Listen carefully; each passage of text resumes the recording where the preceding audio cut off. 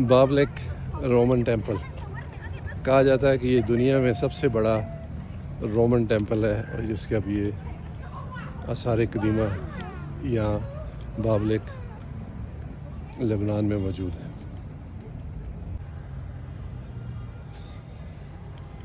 चलें अब वर्जिश का टाइम शुरू।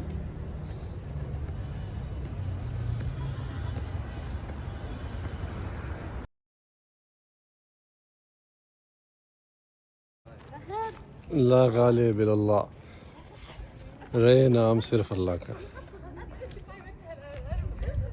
दुनिया का सबसे बड़ा रोमन टेंपल आज खंडरात में तब्दील हो गया। कुल्लु मन अलैहा फ़ान।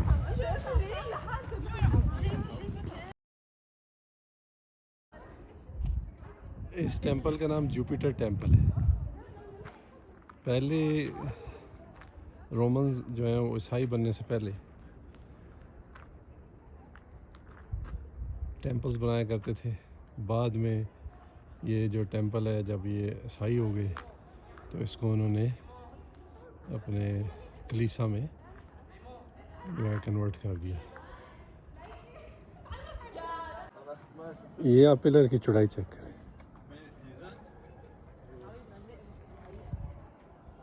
और इस जैसे सैकड़ों पिलर यहाँ पे तामीर किए गए हैं। ये टेंपल और इसके पस मंज़र में खौला बिनते इमाम हुसैन अलैहिस्सलाम की मस्जिद है।